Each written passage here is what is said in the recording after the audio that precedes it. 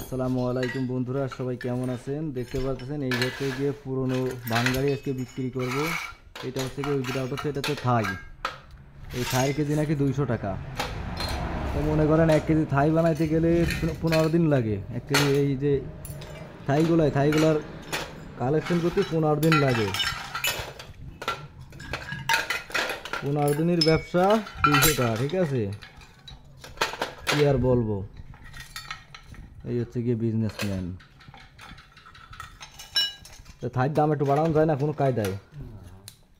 আপনার রাতে করতে থাকলে একটু বাড়ায় দেন, বুঝলেন তো যে কিরকমের কি। আপনারা যদি 2-4টা যদি না ছাড়েন তাহলে আমরা খাবো কি রে? আমরা একটু পট্টুয়াই খাই, যদি আটা না ছাড়েন না ছাড়েন তাহলে আমাকে পোলাপান না খেয়ে মরবে।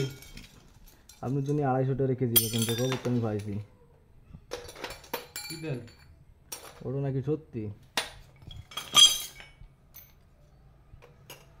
কি দেন কি স্যার? এই দুটো থাইয়ের মধ্যে যায় না? দিয়ে দেন 1 কেজি পুরো ফেলান। এইটুকু দিয়ে দেন, এই একটু আছে, এই একটা ছোট আছে তো।